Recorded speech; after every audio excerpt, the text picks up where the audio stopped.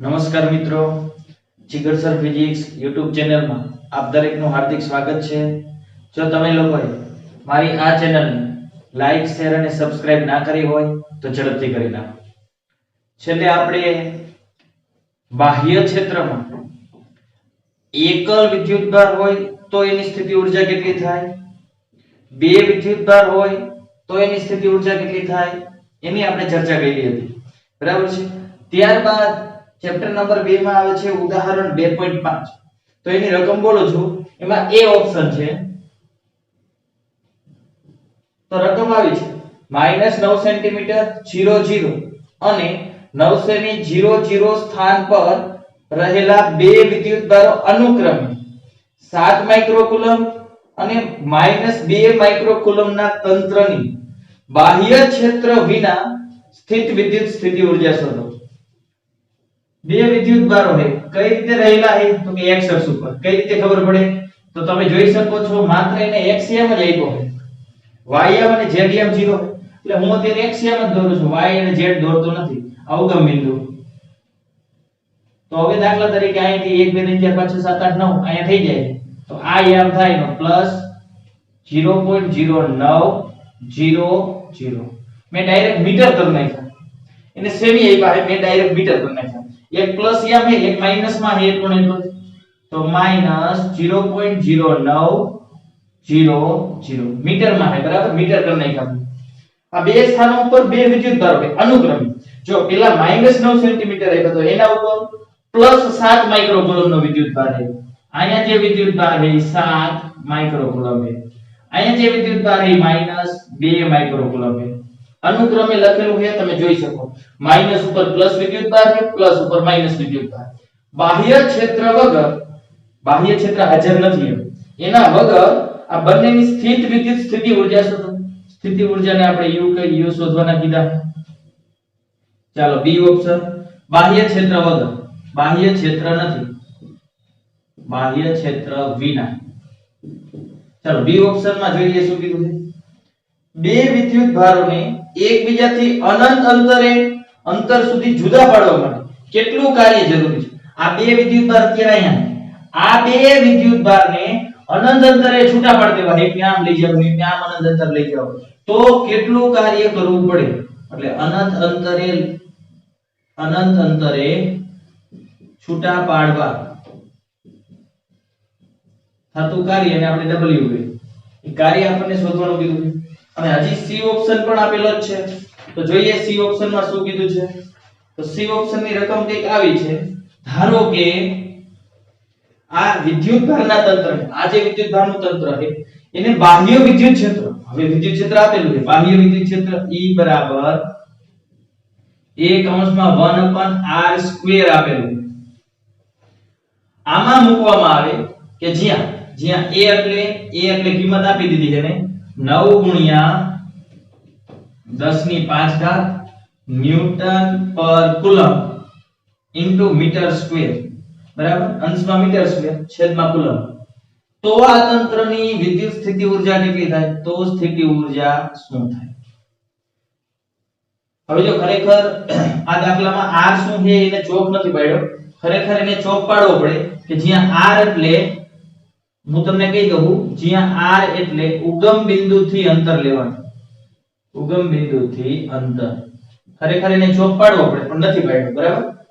ચાલો હવે abc અંતર આપણે abc ઓપ્શન આપણે ગણી લઈએ. ચાલો પહેલો ઓપ્શન આપણે ગણતા જઈએ. પહેલામાં એમ કીધું બાહ્ય ક્ષેત્ર નથી અને સ્થિતિ ઊર્જા કહેતો.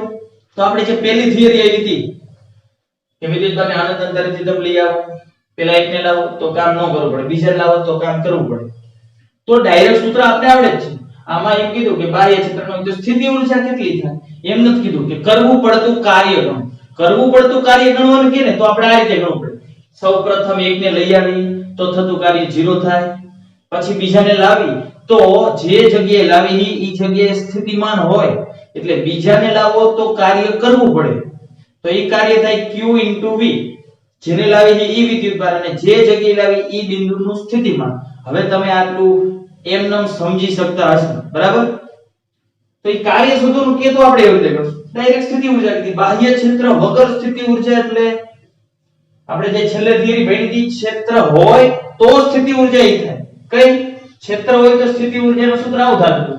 ક્ષેત્ર હોય તો q * v r1 q * v r2 plus k q1 q2 upon r એટલે બે વચ્ચેનું અંતર.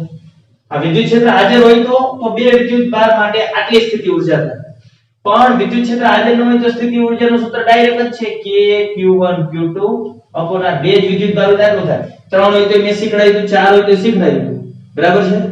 ત્યારે બે જ વિદ્યુત ભાર તો ડાયરેક્ટ સૂત્ર મૂકી દઈશું. સ્થિતિ ઊર્જા u બરાબર k q1 q2 upon r. ચાલો k એટલે થઈ જાય 9 * 10 ની 9 ઘાત. q1 કોઈ એક વિદ્યુત ભારને q1 લીધું દાખલા તરીકે, તો 7 * 10 ની -6 માઇક્રો છે, માઇક્રો. q2 -2 * 10 ની -6. મેં તમને કીધું તો સ્થિતિ ઊર્જા આવે, સ્થિતિમાન આવે, કાર્ય આવે. એની અંદર વિદ્યુત ભાર આવે તો પ્લસ હોય તો પ્લસ, માઈનસ હોય તો માઈનસ મૂકવો જ પડે. બરાબર છે? રેડી? ભલે મૂલ્ય હોય તો પણ આપણે મૂકી છીએ. બે વચ્ચેનું અંતર, આ બે વચ્ચેનું અંતર કેટલું થાય? બે વચ્ચેનું અંતર 9 નો થાય. I 0.09 છે, આ પણ 0.09 છે. અત્યારે ખાલી એટલું વિચારો, સેન્ટીમીટરમાં વિચારો તો I 9 સેમી, આ પણ 9 સેમી. એટલે 18 સેન્ટીમીટર થયું બે વચ્ચેનું અંતર. 18 સેમી ને મીટર કરી નાખો તો 0.18 કમ્પ્લીટ ડાયરેક્ટ. એટલા માટે જ મેં આકૃતિ દોરી દીધી તમને સમજાય કે બે વચ્ચેનું અંતર લેવાનું હોય તો બે વચ્ચેનું અંતર સીધું અંતર લેવાનું હોય તો x અક્ષ ઉપર જ અંતર એટલે x ઈ આમ જ ગણવાનું હોય. હવે આટલાનું સાદુરૂપ તમે જાતે આપી એકસો, જવાબ માઈનસ આવશે. બરાબર? આનો જવાબ લગભગ 0.7 જૂલ આવશે. બરાબર? હવે જાતે સાદુરૂપ આપી દેવાનું. સ્થિતિ ઊર્જા આટલી મળી 0.7 માઈનસમાં માઈનસ હતા. બરાબર છે? ચાલો બી ઓપ્શન. બી ઓપ્શનમાં શું કીધું? આ બે વિદ્યુત ભારે અત્યારે અહીંયા આ બેને અનંત અંતરે લઈ જવા તો કેટલું કાર્ય કરવું પડે? જો કાર્ય કરવું પડે, કાર્યનું સૂત્ર છે W q * v. આ તો છે જ. બરાબર છે?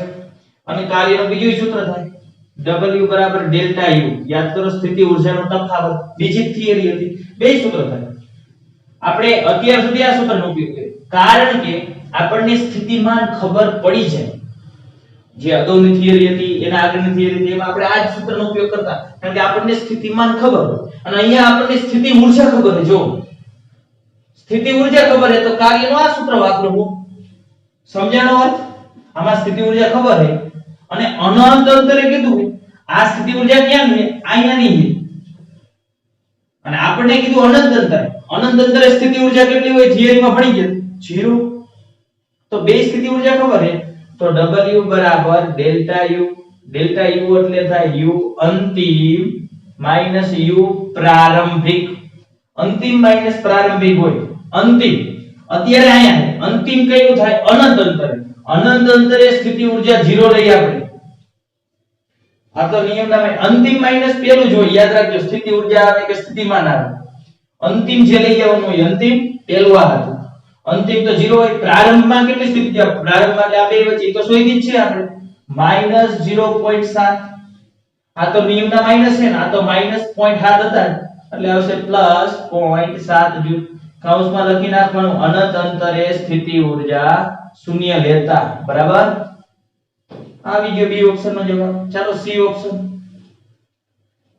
હવે આપણે કીધું વિદ્યુત ક્ષેત્ર આપેલું છે. આ આખે આખું તંત્ર વિદ્યુત ક્ષેત્રમાં હોય તો સ્થિતિ ઊર્જા શું થાય? હવે વિદ્યુત ક્ષેત્ર હાજર હોય. વિદ્યુત ક્ષેત્ર હાજર હોય તો સ્થિતિ ઊર્જાનું સૂત્ર આ થાય. પણ બે વિદ્યુત ભાર હોય. આ બે છે. બે હોય તો આટલે આખે આખું આટલું સૂત્ર થાય. કમ્પ્લીટ? ક્લિયર? હવે ત્રણ કેતો તો હવે તમને થિયરી આવડે છે. મે એક વિદ્યુત ભાર હોય, બાહ્ય ક્ષેત્રમાં એક વિદ્યુત ભાર હોય તો સ્થિતિ ઊર્જા શું થાય? ખાલી qv થતું હતું. યાદ કરો.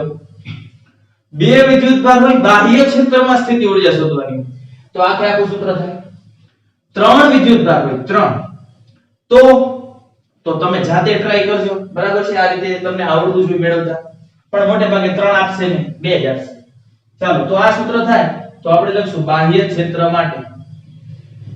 બાહ્ય ક્ષેત્રમાં U બરાબર q1 v r1 plus q2 vr2 plus k q1 q2 upon r. આમાં જે r આવે એ બે વચ્ચેનો r આવે q1 q2 વચ્ચેનો. રેડી?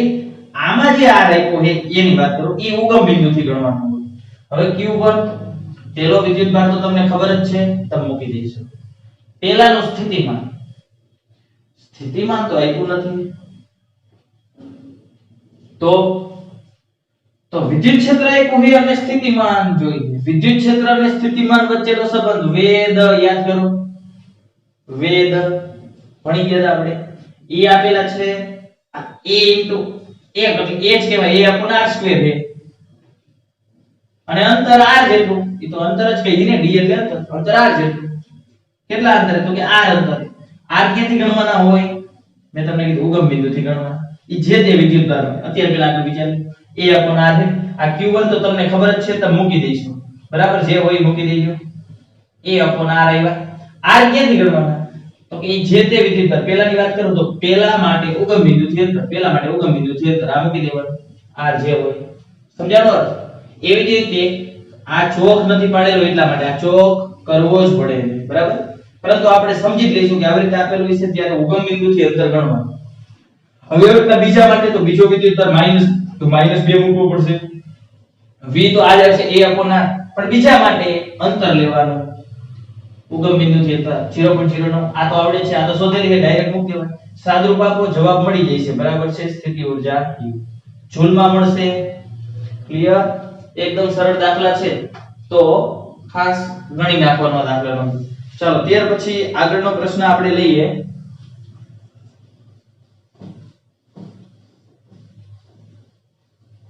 ત્યાર પછીનો પ્રશ્ન છે બાહ્ય ક્ષેત્રમાં ડાયપોલની સ્થિતિ ઊર્જા.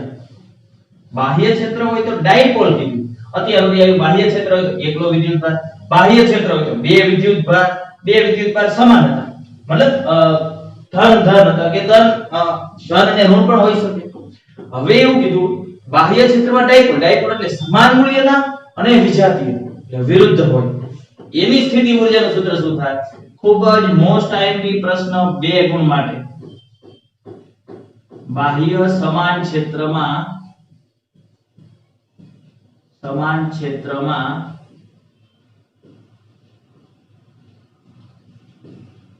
ડાયપોલની સ્થિતિ ઊર્જાનું સૂત્ર મેળવો.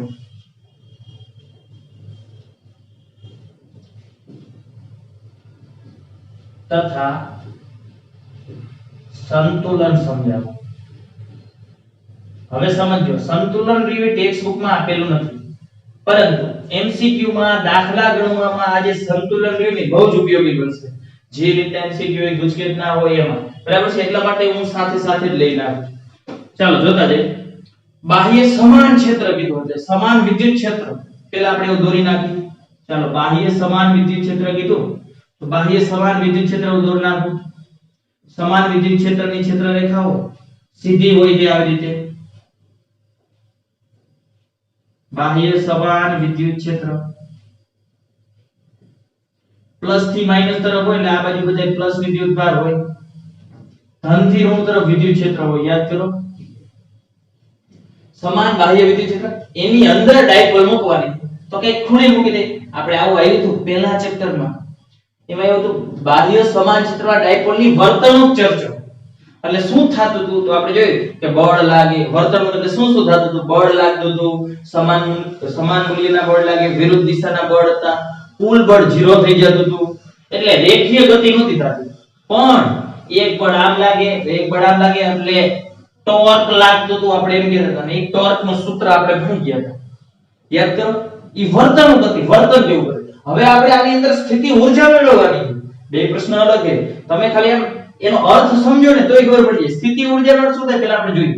બાહ્ય ક્ષેત્રમાં ડાયપોલ કીધી, ડાયપોલને હું આ રીતે આમ ક્રોસ ખૂણે મૂકી દઉં. માઈનસ હોય તરફ પ્લસ q રાખી દેવાનું, પ્લસ હોય તરફ માઈનસ q રાખી દેવાનું. બે વચ્ચેનું અંતર તો આપણને ખબર જ છે 2a જેટલું હોય. બરાબર છે? ડાયપોલ મોમેન્ટ કઈ તરફ હોય યાર? વિદ્યુત ક્ષેત્ર ધન થી ઋણ તરફ હોય, ડાયપોલ મોમેન્ટ માઈનસ થી પ્લસ તરફ, એટલે આ ડાયપોલ મોમેન્ટ થઈ ગઈ આ તરફ, બરાબર છે. હવે જો આના ઉપર બળ લાગશે, આ તરફ લાગે QE જેટલું, આના ઉપર બળ લાગશે, હા આ તરફ લાગે માઈનસ QE જેટલું બળ, બરાબર છે. હવે આપણે લખશું આકૃતિમાં, જો રકમ ઉપરથી તમને આકૃતિ ખબર પડી જાય, રકમમાં જે જે હતું એને જો બાહ્ય સમાન ક્ષેત્ર, બાહ્ય સંબંધ, એમાં ડાયપોલ મૂકી દી, ડાયપોલ ને પ્લસ માઈનસ હોય 2a હોય, ડાયપોલ મોમેન્ટ હોય એટલે એટલું દર્શાવવું પડે. હવે લખશું આકૃતિમાં બાહ્ય સમાન ક્ષેત્રમાં એક ડાયપોલ કે જેની ચાક માત્રા p સદિશ હોય તે મૂકેલી છે. કેવી રીતે મૂકેલી છે કે જેથી આ ડાયપોલ મોમેન્ટ p આ વિદ્યુત ક્ષેત્ર આ બે વચ્ચેનો ખૂણો થીટા થાય, બે વચ્ચેનો ખૂણો કેટલો થાય થીટા, અને p અને e વચ્ચેનો ખૂણો થીટા છે, એવી રીતે મૂકેલી, બરાબર. એમ લખો તો પણ ભલે ડાયરેક્ટ એમ લખો p અને e વચ્ચેનો ખૂણો થીટા છે.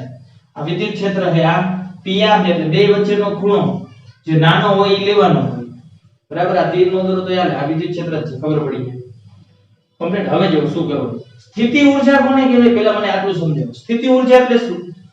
વિદ્યુત ભારને આપણે અનંત અંતરેથી વિદ્યુત ક્ષેત્રના આપેલા બિંદુએ લાગવું અને એના માટે જે કાર્ય કરવું પડે એ કાર્ય એટલે સ્થિતિ ઊર્જા, બરાબર.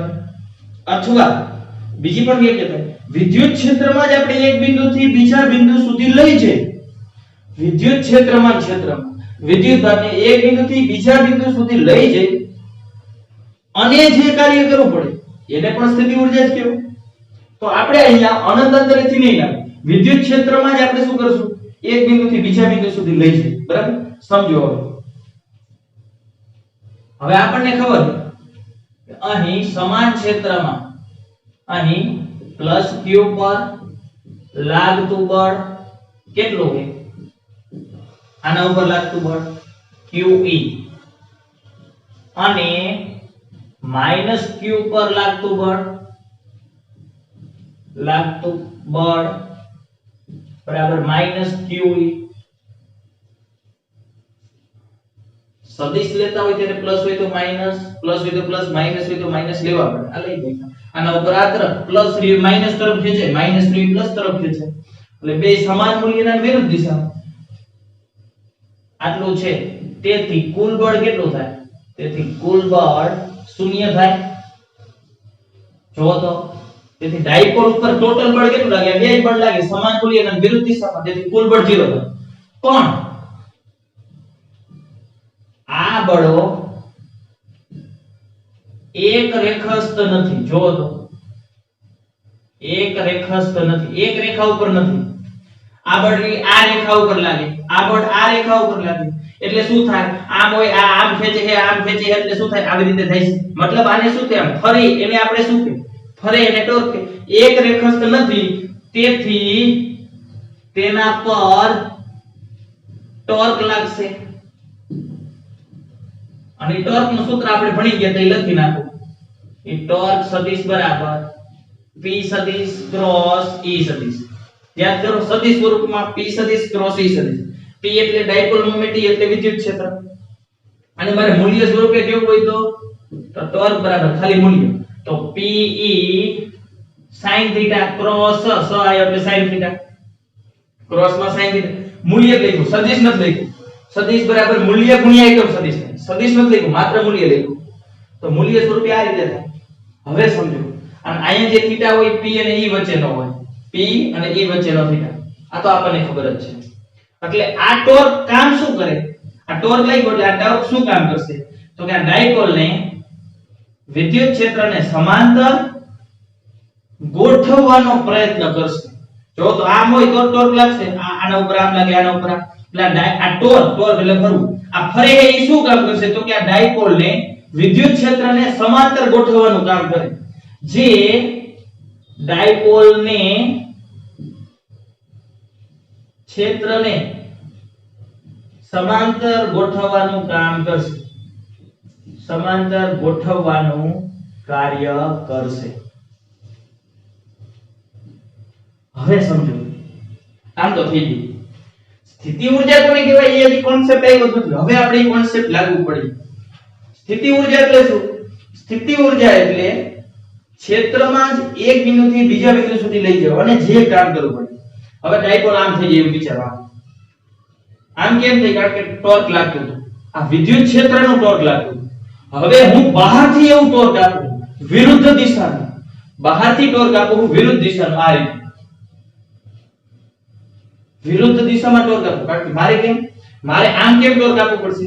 મારે હવે આ ડાયપોલ આમ થઈ જાય એને મારે કંઈક થીટા ખૂણે ગોઠવવી ફરીથી, તો ઓટોમેટિક નહીં ગોઠવાય. કેમ? કારણ કે આના ઉપર જે ટોર્ક લાગી આ તરફ છે આમ જ ગોઠવાય, અને મારે ફરીથી એને થીટા ખૂણે ગોઠવવી છે તો મારે બહારથી જ કાર્ય કરવું પડે, મારે બહારથી વિરુદ્ધ દિશાનું ટોર્ક આપવું પડશે. અને હું જે કાર્ય કરું એ થીટા ખૂણે ગોઠવવા માટે, તો એ કાર્ય શું થાય છે? સ્થિતિ ઊર્જામાં સંગ્રહ પામશે. બરાબર છે? સ્થિતિ ઊર્જાની વ્યાખ્યા યાદ કરો. સ્થિતિ ઊર્જાની વ્યાખ્યા શું કહેતા હતા? એક વિદ્યુત ભાર હતો અહીંયા ઉગમ બિંદુ પર, યાદ કરો. અહીંયા આજુબાજુ વિદ્યુત ક્ષેત્ર, આપણે અનંત અંતરેથી એક વિદ્યુત ભારને અહીંયા લાવતા હતા r થી p સુધી. તો બાહ્ય બળ એટલું જ આપવાનું. કેટલું? તો કે આના ઉપર જે વિદ્યુત બળ લાગતું હોય ને એટલા જ મૂલ્યનું અને વિરુદ્ધ દિશાનું. બાહ્ય બળ હંમેશા વિરુદ્ધમાં જોઈએ. એમ અહીંયા ટોર્ક ની વાત છે, અહીં બળ નથી લાગતું, ટોર્ક લાગે છે, તો ટોર્ક એટલું જ આપવાનું જેટલું આ ટોર્ક લાગે એટલું જ બાહ્ય ટોર્ક આપવાનું, પરંતુ વિરુદ્ધ દિશામાં. આમાં યાદ કરો આપણે આવું લખતા હતા F એક્સટર્નલ ઈ કેટલું લેવાનું તો કે -FE જેટલું. વિદ્યુત બળ લાગતું હોય એટલું જ બાહ્ય બળ, એક્સટર્નલ એટલે બાહ્ય બળ, પરંતુ વિરુદ્ધ દિશામાં. અહીંયા પણ જેટલું ટોર્ક લાગે એટલું ટોર્ક પરંતુ વિરુદ્ધ દિશાનું લેવાનું. અને તમે કાર્ય કરતા જાવ તો ઈ કાર્ય સ્થિતિમાં સંગ્રહ પામતું. તો અહીંયા પણ એવું, અહીંયા તમે કાર્ય કરતા જઈશો તો ઈ કાર્ય સ્થિતિ ઊર્જા સ્વરૂપે સંગ્રહ પામશે. ઈ સ્થિતિ ઊર્જાનું આપણને સૂત્ર મળી જશે. સમજાણો? આપણને આ ખબર છે કે ટોર્ક લાગે, ટોર્કના લીધે શું થાય? એકદમ વાર્તા. તો બાહ્ય ક્ષેત્ર મૂકો એટલે આના ઉપર બળ લાગે છે સમાન મૂલ્યના વિરુદ્ધ દિશામાં, એટલે કુલ બળ 0 થઈ જાય. પણ આ બળ એક રેખસ્થ નથી એટલે ઈ ફરશે, એટલે કે ટોર્ક લાગ્યું. આમ થઈ ગયું. હવે આ ટોર્ક ક્ષેત્રને સમાંતર ગોઠવી નાખશે. સમાંતર ગોઠવી નાખ્યા પછી ફરીથી મારે એને થીટા ખૂણે ગોઠવવું છે. થીટા ખૂણે. તો થીટા ખૂણે ગોઠવવા માટે મારે શું કરવું પડશે? આ જે ટોર્ક લાગતું હતું એના કરતા વિરુદ્ધમાં ટોર્ક લગાડવું પડે. અને આપણો નિયમ એવો હોય, આપણે સ્થિતિ ઊર્જાની વાત કરીને ત્યારે કેટલું બળ લાગવું જોઈએ? બળની વાત કરી તો એટલા જ મૂલ્યનું બળ લાગવું જોઈએ જેટલું વિદ્યુત બળ હોય એટલા જ મૂલ્યનું બાહ્ય બળ. અહીંયા બળ નથી લાગતું, ટોર્ક લાગે, તો ટોર્ક એટલું જ લાગવું જોઈએ જેટલું ટોર્ક હતું એટલા જ મૂલ્યનું, પરંતુ વિરુદ્ધ દિશાનું બાહ્ય ટોર્ક લગાડવાનું. બાહ્ય બળ હતું એમાં અહીંયા બાહ્ય ટોર્ક. જેથી શું થાય? આમાં વિદ્યુત ભાર કેવી રીતે ગતિ કરતો હતો? એટલે કુલ બળ 0 થઈ ગયું. કુલ બળ 0 એટલે પ્રવેગ 0, એટલે અચળ ઝડપથી ગતિ કરતો. એમ અહીંયા પણ કુલ ટોર્ક 0 થાય. ટોર્કની વાત છે. આમાં બળ કહી તો આમાં ટોર્ક બોલો. યાદ કરો, ચાર ગતિ. આમાં બળ બોલે તો આમાં ટોર્ક, આમાં પ્રવેગ બોલો તો આમાં બોલે કોણીય પ્રવેગ 0 થાય. આમાં એમ બોલી અચળ ઝડપથી આવે, આમાં એમ બોલે અચળ કોણીય ઝડપથી લઈ જવાનું. ખ્યાલ આવ્યો? ચાર ગતિ ચેપ્ટર. આમાં બળ 0 થઈ જાય એટલા માટે, એટલે ટોર્કની વાત કરી. એટલે આપણે લખશું સમાંતર ગોઠવવાનું કાર્ય છે. હવે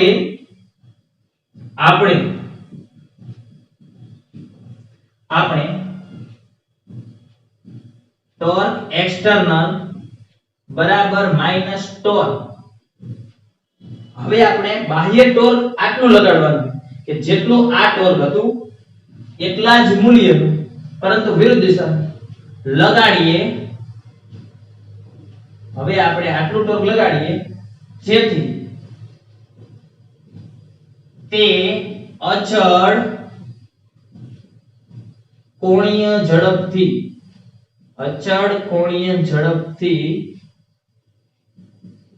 ગતિ કરે. એનો અર્થ એવો થયો કોણીય પ્રવેગ કેવો થયો? શૂન્ય. આ જ પદ્ધતિ પણ આમાં બળ હતું અને આમાં સીધું લાવતા હતા. આમાં આ રાઉન્ડમાં ગતિ કરે એટલે આપણે આમ એક બિંદુથી બીજા બિંદુ લઈ જઈએ એટલે એને ટોર્ક કહે. આમાં કોણીય પ્રવેગ 0 હોય, આમાં રેખીય પ્રવેગ 0 હતો. આમાં અચળ કોણીય ઝડપ, આમાં ખાલી ઝડપ થતી હતી અચળ. પ્રવેગ રહિત ગતિ કરે. બરાબર છે? તો હવે આપણે અહીંયાથી અહીંયા સુધી થીટા ખૂણે ગોઠવો. આ ડાયપોલ રે આમ થઈ જઈ છે અત્યારે હો. પણ આકૃતિ આપણે આ જ દોરવાની. આમ થઈ ગઈ છે. આને આપણે થીટા ખૂણે ગોઠવવી. તો આવી રીતે છે, આવી રીતે છે, બરાબર? એને મારે થીટા ખૂણે આવી રીતે ગોઠવી નાખવી. આવી રીતે છે એમાં આમ ગોઠવવી. તો મારે કાર્ય કરવું પડશે. હવે કાર્ય કરવું હોય તો આપણે પહેલા શું કરશું? પહેલા સૂક્ષ્મ કાર્ય શોધી લઈએ. સૂક્ષ્મ એટલે પહેલા થોડુંક સ્થાનાંતર થાય એટલું કાર્ય શોધી લે અહીંથી આટલા માટે. પછી એવા દરેક કાર્યને ભેગા કરી નાખી. ભેગા કરો એટલે સંકલન. એટલે કુલ કાર્ય આપણને મળી જાય. કુલ કાર્ય એ સ્થિતિ ઊર્જા. ખ્યાલ આવ્યો કે નો ખ્યાલ આવ્યો? ફરીવાર આપણે શું કરીએ? કારણ કે આ સતત છે. તમે આવું નહીં કરો અહીંથી સીધી ઉપાડીને આમ નહીં દીધું. તમારે એને કાર્ય કરવાનું એટલે તમે તો આમ જ ફેરવવાનો. સતત ફેરવશો, સતત. અને જ્યારે સતત આવે સતત એટલે આપણે શું કરીએ? સંકલન. એટલે આપણે શું કરીએ? સંકલન. એટલે અહીંયાથી અહીંયા સુધી લઈ જવાનું સતત છે. તો સતત લઈ જવાનું તો પહેલા મારે શોધવાનું શું છે? ઈ જે કાર્ય કરવું પડે ઈ જ સ્થિતિ ઊર્જા. તો મારે કાર્ય શોધવાનું. તો આખું કાર્ય શોધવા માટે થઈ પેલા હું સૂક્ષ્મ કાર્ય શોધી લઉં. સૂક્ષ્મ કાર્ય અને સૂક્ષ્મ કાર્ય મળી જાય પછી એવા બધાય સૂક્ષ્મ કાર્યને ભેગા કરી નાખું અહીંયાથી અહીંયા સુધી એટલે થીટા ખૂણો થઈ જાય. તો ટોટલ જે કાર્ય મળી જાય એ જ સ્થિતિ ઊર્જા. કારણ કે જે કાર્ય કરી બધું સ્થિતિ ઊર્જા સ્વરૂપે સંગ્રહ પામશે. એટલે આપણે લખી. હવે સમજો જે સમજવાનું છે. હવે આપણે લખીએ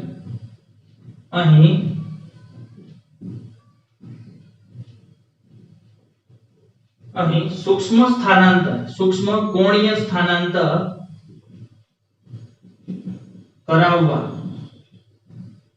કરવું પડતું સૂક્ષ્મ કાર્ય. આપણે કાર્ય શોધવાનું છે એટલે કાર્ય એ સ્થિતિ ઊર્જા. બરાબર? તો એ સૂક્ષ્મ કાર્ય એમ કહીએ dw. એને આપણે કહીએ dw. હવે બરાબર સમજજો. કાર્યની વાત થાય પણ કયું કાર્ય જોઈ લો. કાર્ય એટલે થાય ખરેખર બળ ગુણ્યા સ્થાનાંતર. પરંતુ આ રેખીય હોય તો ને, રેખીય હોય તો આ તો કોણીય છે. તો કોણીયમાં કાર્ય જ કઈ. હવે આ ચાર ગતિ ચેપ્ટર આવે. કોણીયમાં કાર્ય છે પણ રેખીય હોય તો બળ કઈ. આ કોણીય છે તો આપણે ટોર્ક કઈ. કોણીય હોય તો ટોર્ક કઈ. સ્થાનાંતર નહીં, કોણીય સ્થાનાંતર. કોણીય સ્થાનાંતર કોણ એટલે ગુણ. થીટા કઈ. Torque into theta. એટલે આપણે આ કાર્ય લેવલ થાય. સૂક્ષ્મ કાર્ય બરાબર એ ટોર્ક એક્સટર્નલ લખો કારણ કે આપણે બાહ્ય ટોર્ક દ્વારા કાર્ય કરાવીએ ઇન્ટુ સૂક્ષ્મ સ્થાનાંતર ને d થીટા કીધું. સૂક્ષ્મ કોણીય સ્થાનાંતર. થોડુંક જ પહેલા હું સ્થાનાંતર કરવા y થી લઈ જાઉં તો પેલા આયા છે તો આયાથી જરાક જ સ્થાનાંતર કરાવો. એના માટેનું સૂક્ષ્મ કાર્ય મળી જાય. પછી એવા થોડા સ્થાનાંતરને ભેગા કરતો જઈશ એટલે ટોટલ કાર્ય મળી જાય છે. મને સમજાણો અર્થ? ચાલો તો ટોર્ક એક્સટર્નલ કેટલું હતું? ટોર્ક એક્સટર્નલ એ આના જેટલું જ હતું. આ ટોર્ક જેટલું છે મૂલ્ય માટે. અત્યારે મૂલ્યની જ વાત કરી તો મૂલ્ય માટે એટલું છે તો p sin θ લખી શકું. p sin θ d θ. આ dw મળી જાય. સૂક્ષ્મ કાર્ય મળી ગયું. તો હવે મારે કુલ કાર્ય જોઈએ તો આટલું કાઢી નાખું. ચાલો હવે મારે કુલ કાર્ય જોઈએ. ચાલો તો કુલ કાર્ય એટલે હવે આપણે સમજીએ. જો અત્યારની પરિસ્થિતિ આપણે આવી હતી કે ડાયપોલ આમ રાખી હતી. એવું ફરજિયાત ન હોય કે ડાયપોલ સમાંતર થાય પછી તમે ધક્કો દઈ શકો. ડાયપોલ આટલે પડી હોય અને તમારે આટલે ખસેડવી હોય તો પણ કાર્ય થયું કહેવાય. કારણ કે તમે કાર્ય કરશો એ સ્થિતિ ઊર્જા સ્વરૂપે સંગ્રહ પામશે. એટલે શરૂઆતમાં 0 જ ખૂણો હોય એવું ફરજિયાત નથી. p અને e વચ્ચેનો. હું શું કહું સમજાય? જોઈએ આપણે. તો હવે લખશું. હવે θ0 થી θ1 સુધી કરવું પડતું કુલ કાર્ય. સમજાવો.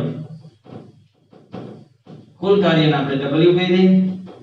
પેલા સૂક્ષ્મ કાર્ય જોઈતું સતત છે, સતત આપણે આને ખસેડવાનું, સતત આવે તે સંકલન થાય થીટા 0 થી થીટા 1 સુધી, તો pe sin theta d theta. હવે સમજો શું કહેવા માંગુ છું. મેં એવું કીધું તમે સાહેબ થીટા 0 થી થીટા 1 સુધી કેમ લીધું? આ તો હું તમને એ જ કહેવા માંગુ. એ તો મેં તમને આવું સમજાયું કે ડાયપોલ અહીંયા છે એટલે p આ ડાયપોલ આ થઈ જાય તો p આ તરફ જ થાય ને, માઈનસ થી પ્લસ એટલે આ તરફ p એ આ તરફ એટલે p અને e વચ્ચેનો ખૂણો અત્યારે 0 થી કઈ થીટા ખૂણે ગોઠવવો હોય તો પણ ચાલે, 0 થી થીટા ખૂણા સુધી એમ લખો તો પણ ચાલે, બરાબર છે. પણ ટેક્સ્ટ બુક માં આપણે થીટા 0 થી થીટા 1 સુધી એક એટલે મેં લીધું. અને એવું થોડું હોય કે 0 ખૂણે ડાયપોલ હોય તો તમે કાર્ય કરો. ના ભાઈ ના, મારે આટલા ખૂણે ડાયપોલ છે અને મારે આટલા ખૂણે ખસેડવી હોય તો પણ મારે કાર્ય કરવું પડશે. અને ઈ જેટલું કાર્ય થાય એ સ્થિતિ ઊર્જા કહેવાય. એટલે શરૂઆતનો એક ખૂણો હોઈ શકે, થીટા 0 ખૂણો છે, થીટા 0 ખૂણો અને થીટા 1 સુધી મારે ગોઠવવું છે તો એ કુલ કાર્ય કરવું પડે. એટલે વ્યાપક જ લઈ લીધું, એમ નહીં કે 0 ખૂણો 90 ખૂણો એમ નહીં. ઈ છેલ્લે લઈશું આપણે સ્પેશિયલ કેસમાં. કમ્પ્લીટ. તો આ કાર્ય કઈ પેલા ખૂણો હોય અહીંયાથી અંતિમ ખૂણો, આ શરૂઆતનો ખૂણો અંતિમ ખૂણો. ચાલો આપણને ખબર d થીટા હોય તો થીટા નું જ થાય, બીજાનું ન થાય. એટલે p બાર આવતા રહ્યા આ થીટા 0 થી theta 1 sin theta d theta. હવે sin હોય તો cos થાય, cos હોય તો sin થાય, સંકલન હોય તો ભલે, વિકલન હોય તો ભલે. એટલે sin નું થઈ જશે cos, આ p તો હતા જ, sin નું થઈ જશે cos થીટા. પણ સંકલનની રકમમાં s આવે, s આવે તો એનો જવાબ માઈનસ આવે. આ માઈનસ સંકલનની રકમ સંકલનમાં s આવ્યો તેનો જવાબ માઈનસ આવે, માઈનસ cos થીટા. આ થીટા 0 એમ ન, આ થીટા 1 પણ એમ ન. કમ્પ્લીટ. ચાલો તો હવે જોઈએ, આ બાજુ કાઢી નાખો.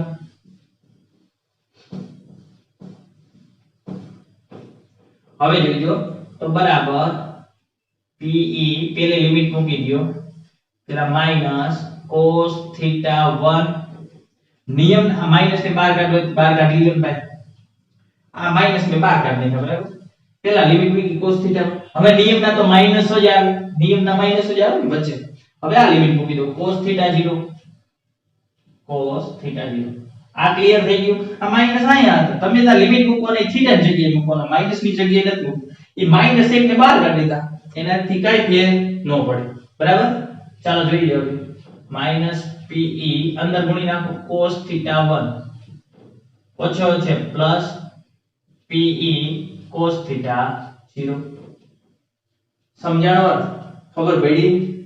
હવે સમજો, દાખલા તરીકે આ ડાયપોલ રે ઈ શરૂઆતમાં જ 90 ડિગ્રીએ હોત તો શરૂઆતમાં, અને પછી તમારે કઈ ખૂણે ગોઠવવી છે, આ બાજુ અથવા આ બાજુ, ગમે તે બાજુ થીટા ખૂણે ગોઠવવી. તો હવે હું લખું, હવે જો થીટા 0 π/2 હોય તો π/2 હોય તો સ્થિતિ આ કાર્ય મળશે. કાર્ય કેટલું મળશે? Minus pe cos theta 1 plus pe cos theta π/2. cos π/2 એટલે 0 થઈ જાય, એટલે આ પદ તો 0 થઈ ગયું. એટલે માત્ર આટલું જ કાર્ય મળ્યું, minus pe cos theta 1 minus pe cos theta 1 અથવા ખાલી cos થીટા રાખો તો આવે, બરાબર છે. આ એક ખૂણો નીકળી ગયો, પછી y વધે તો ખાલી થીટા લખો ચાલે. હવે સમજી લ્યો, આપણને ખબર છે ને આ કાર્ય શેમાં સંગ્રહ પામશે? આ કાર્ય સ્થિતિ ઊર્જા સ્વરૂપે સંગ્રહ પામશે, સ્થિતિ ઊર્જા રૂપે સંગ્રહ પામે. ચાલો સ્થિતિ ઊર્જા રૂપે સંગ્રહ પામે તો એનો અર્થ w બરાબર જ હું u લખી શકું, w બરાબર જ u લખી શકાય. ચાલો તો લખો, તો u બરાબર પેલું વ્યાપક સૂત્ર, આ તો સ્પેશિયલ કેસ લીધો, વ્યાપક સૂત્ર લખું તો આ થાય માઈનસ pe માઈનસ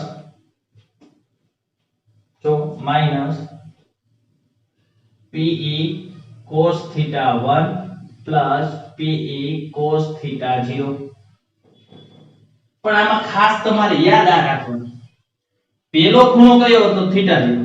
જે પેલો ખૂણો છે ઈ પ્લસ આવે, અંતિમ ખૂણો લઈ જાવ θ1 એ માઈનસ આવે એટલે આ સૂત્રમાં ભૂલ ન થાય બરાબર છે એટલે હવે આ સ્થિતિ ઊર્જાનું સૂત્ર થઈ ગયું સ્પેશિયલ કેસમાં કેવું હોય ખરેખર સ્થિતિ ઊર્જાનું સૂત્ર ટૂંકમાં કેવું હોય તો આ કહી શકાય કારણ કે સ્થિતિ ઊર્જા ગમે ત્યાં 0 લઈ શકીએ આપણે ભણી ગયા સ્થિતિ ઊર્જાનું મહત્વ નથી સ્થિતિ ઊર્જાના તફાવતનું મહત્વ છે યાદ કરો એટલે મજા આવે ત્યાં તમે સ્થિતિ ઊર્જા 0 લઈ શકો બરાબર છે આપણે શરૂઆતમાં જોતા હતા તો આપણે અનંત અંતરે લેતા હતા હવે આમાં કે અનંત અંતરની જરૂર નથી આમાં મારે 90 ડિગ્રી રાખવું હોય તો 90 ડિગ્રી સ્થિતિ ઊર્જા શૂન્ય થાય છે તો તમે લઈ શકો સ્થિતિ ઊર્જા શૂન્ય આમ θ બરાબર π/2 માટે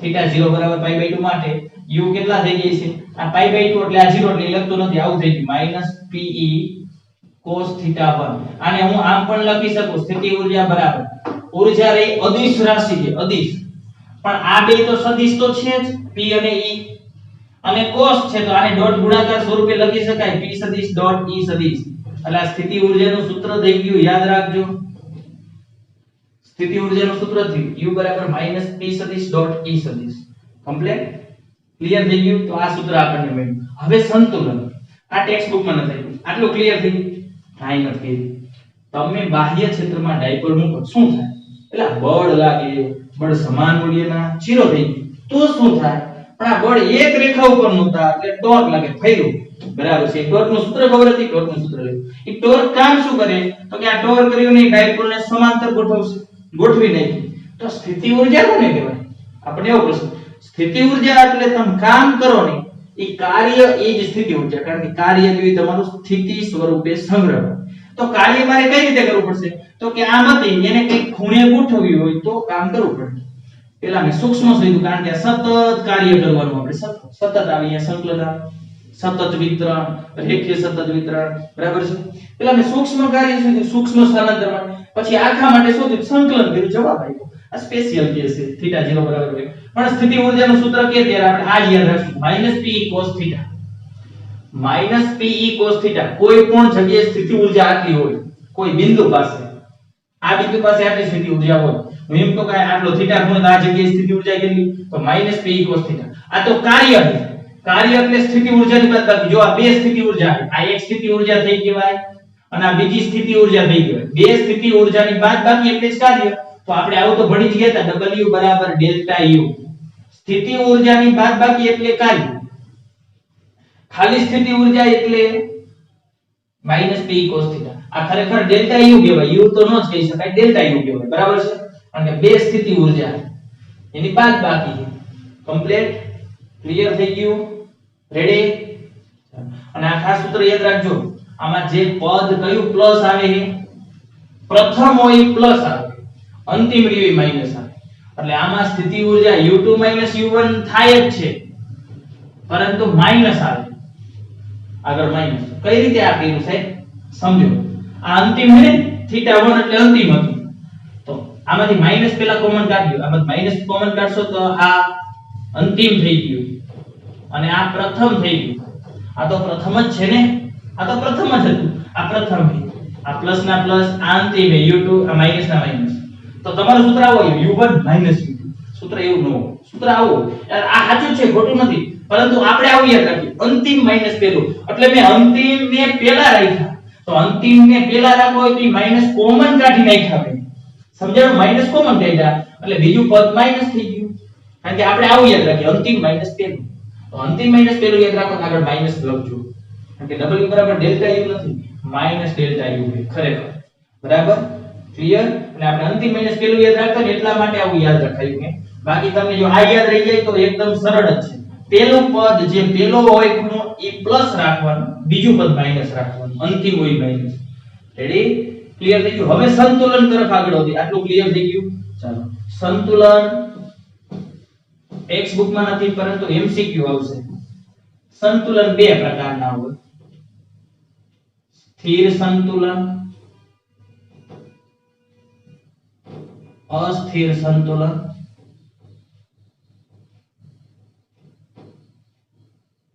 અને સંતુલનમાં નથી સંતુલનમાં જ નથી એમ સંતુલન હોય તો બે પ્રકારના સ્થિર સંતુલન, અસ્થિર સંતુલન અને સંતુલનમાં નથી. હવે સ્થિર સંતુલન કોને કહેવાય? તો કે થીટા 0 હોય તો એને સ્થિર સંતુલન કહેવાય. થીટા આમાં Pe cos થીટા સૂત્ર હતું કે થીટા વચ્ચે હોય. બરાબર? તો આમાં થીટા કોના વચ્ચેનો હતો? આગળ બે હોય P અને E. થીટા કોના બે વચ્ચેનો? આગળ જે બે પદ હોય બે વચ્ચે P અને E વચ્ચે. તો P અને E વચ્ચેનો ખૂણો 0 હોય, મતલબ બે એક દિશામાં હોય. P એ આ દિશામાં, E પણ આ દિશામાં. તો એવા સંતુલનને સ્થિર સંતુલન કહેવાય. તો આ વખતે સ્થિતિ ઊર્જા કેટલી મળે? -Pe cos 0. cos 0 એટલે 1 એટલે -Pe મળે. એટલે સ્થિતિ ઊર્જા મેક્સિમમ મળી કહેવાય, લઘુત્તમ મળી કહેવાય, ઓછામાં ઓછી મળી કહેવાય, ઋણમાં હે એટલે સૌથી આ વધુમાં વધુતમ કિંમત મૂકો cos 0, પરંતુ એ જ કિંમત આ કિંમત વધુમાં વધુ મળી પણ ઋણમાં મળી એટલે મહત્તમ ઋણ કિંમત કહેવાય, અથવા સૌથી ઓછી કિંમત લઘુત્તમ. આ મહત્તમ કિંમત મળી Pe cos 0, cos ની વધુમાં વધુ કિંમત 1, આ વધુમાં વધુ મળી પરંતુ ઋણમાં, અથવા એમ કહેવાય સૌથી આખી કિંમત જોવા જાવ સૌથી ઓછી કિંમત લઘુત્તમ. અસ્થિર સંતુલન એટલે થીટા 180 એટલે પાઈ હોય, એટલે વિદ્યુત ક્ષેત્ર આમ હોય અને P આમ હોય એટલે બે એકબીજાની વિરુદ્ધ હોય, તો એવા સંતુલનને આપણે અસ્થિર સંતુલન કહીશું. તો અમુક સ્થિતિ ઊર્જા કેટલી થાય તમારે વ્યાખ્યા સ્વરૂપે લખવાનું કે જો P અને E વચ્ચેનો ખૂણો 0 હોય તો એવા સંતુલનને સ્થિર સંતુલન કહેવાય. જો P અને E વચ્ચેનો ખૂણો 180 ડિગ્રી હોય તો એવા સંતુલનને અસ્થિર સંતુલન કહેવાય. તો આમાં મૂકો -Pe cos પાઈ. cos પાઈ એટલે થાય -1 ને આગળ માઈનસ છે એટલે Pe પ્લસ મળ્યા, તો આ તો વધુ ને વધુ કિંમત મળી, મતલબ મહત્તમ કિંમત મળી કહેવાય. આ ઓછામાં ઓછી એ તો ખબર પડી જાય. અને સંતુલનમાં નથી એટલે થીટા 90 ડિગ્રી હોય એટલે સંતુલનમાં નથી એમ કેવું. મૂકો તો 90 ડિગ્રી q બરાબર -Pe cos 90. cos 90 એટલે 0, બધું 0.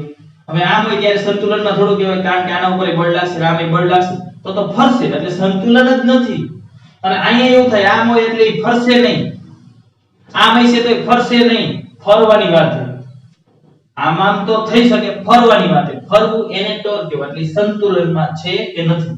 ક્લિયર થઈ ગયું? આમ હોય તો એ ડગશે જ નહીં એટલે સંતુલન કહેવાય. આમ હશે તો 90 ડિગ્રી આમ લાગે એટલે ફરે, એટલે એનો અર્થ જ એવો થયો સંતુલનમાં નથી. એટલે 90 ડિગ્રી હોય તો સંતુલનમાં ન કહેવાય કારણ કે ફરશે. 0 ડિગ્રી હોય તોય નહીં ફરે, 180 ડિગ્રી હશે બે વચ્ચેનો ખૂણો તોય નહીં ફરે. એટલે સંતુલન તો છે પણ એક સ્થિર કહેવાય, એક અસ્થિર કહેવાય. આમાં અસ્થિર કેમ? આ એક P આમ હોય, E આમ હોય તો એ આમાં રેખીય તો કરશે, સંતુલન છે પરંતુ અસ્થિર, સ્થિર નહીં હોય, સ્ટેબલ નહીં હોય. રેડી? એટલે આ ખાસ પોઈન્ટ તૈયાર કરવાના. આટલું ક્લિયર થઈ ગયું? કમ્પ્લીટ.